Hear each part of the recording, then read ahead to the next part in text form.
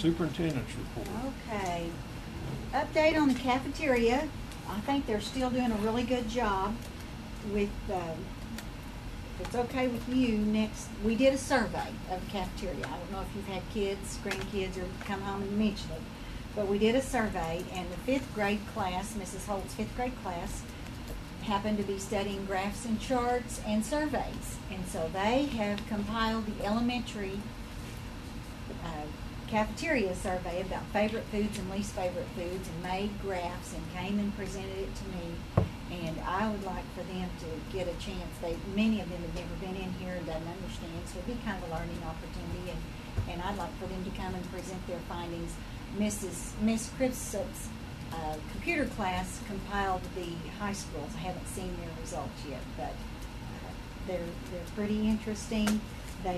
I can tell you what they are, or they can tell you, and I think you might enjoy listening to them say what their favorite foods are, and just to give them a chance to talk. That's part of their past objectives, is to learn to speak in front of a group, to present information. And I don't know that the whole class would come. Ms. Holt said she might get one representative or something from each grade, but they had someone that took each grade. They went and helped those students complete the survey, so they really felt pretty big about it. And but we're working on the cafeteria.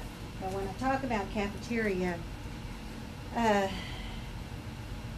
we've kind of had some education. We've learned a lot. We want our kids to have good food, and we don't want them to go hungry. And we have supplemented the Child Nutrition Fund out of General Fund forever, I see. And we do it in ways, and I think it's really neat. I mean, our kids still get a milk break, and we only charge them 10 cents for milk, but it's costing us 33 cents. But we can do that right now, and that's not an issue that we need to address. We may be forced to address it because the USDA is saying that we should be charging a certain amount for our lunches, and that we should be raising it approximately 10 cents a year. Correct me if you were at that meeting, and I've been to a second meeting, but if I'm forgetting anything or misspeak, Becky, help me on that. But right now, we don't want to do anything different. Where we've really kind of hit a glitch is we just prepared lots of food. And we knew if we had 220 kids, we wanted to make sure that if they wanted seconds, they got seconds. Well, that is not, you're not supposed to do that. You're not supposed to prepare enough for kids to have seconds. You prepare, round it up to the next 50 or 100, and if you have extra, then kids can eat it. So we kind of had a little glitch when we were finding out we weren't supposed to be preparing extra, and we didn't really think we were, but we were using that word seconds and telling kids no. And so we had a couple of days there where we had some upset kids, and we had nachos, and one of them didn't want the cheese, and on the nachos just wanted chips. Well, you can't serve it. It's not considered a meal if you don't put the cheese on it. And so we're really working on the meals, and I think they're very good. Some of the things they're going to have this month is they're doing the taco pie again, and hamburgers, a barbecue chicken, which that was one of the ones they liked, a chicken. The staff didn't like corn dogs, and it wasn't a favorite of the kids, but we had the teachers too. And so they've done a lot. We're going to have chicken noodle soup, and they didn't like ham and beans. That was on there, and kids didn't like that. And so we want to listen to what kids want to eat, because we're here for kids. We're here to serve them, make them happy. But overall, the elementary liked the goulash today, but the secondary didn't. So it's going to be hard to ever please them all.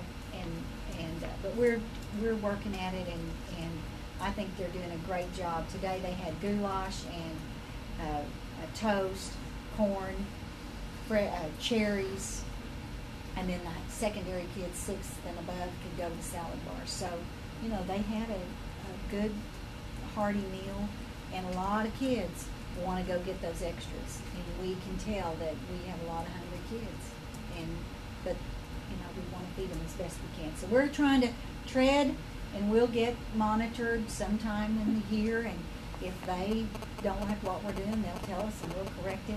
But we're going to do the best for kids, and if we have extra, we're certainly going to give it to them. So that's kind of cafeteria Flexible benefit, I told you about that. We're gonna get funding on that. They issued API scores, which was to our benefit because we went up a little bit. Our API score was 1244 for regular students in our district, so it's up a little bit. Not sure if everyone is that way, and it's honestly, if you've read the paper and listened to Dr. Barisi, there's just been an ongoing issue with Pearson, the testing company, and getting information back to schools in a timely manner. I mean, this was taken in April, and here we just got it last Wednesday, and you're supposed to have this in order to plan for kids for this school year to help them with remediation, and we're 6-7 weeks into school before we get proper information. So just kind of an FYI, the classroom bus barn is not up to fire code, and it'll be about $1,500. I'm gonna get that started and get us up to fire code to meet what the fire marshal would pass. And, what specific issue? There's no strobe lights. For as new a building as that is, that's kind of. But things, it was, what was it? 2004, I think is when they finished it. Something like that. This one is 2007, right? But honestly, off the top of my head, I can't remember anything besides I know it was strobe lights and something about the alarm. It wasn't anything super major, but it was definitely strobe lights and I was making going to say that alarm is always beeping. And we've had batteries put in it, so And it's so going to be we're- replaced. We're going to work on that and get that up to date. And then the old gym, we're going to, at the end of the meeting, reconvene over there and take a tour and see on September 24th. I can't find my notebook where everybody signed in, but I think we probably had 15 or more people come and work for 3 hours and clean out.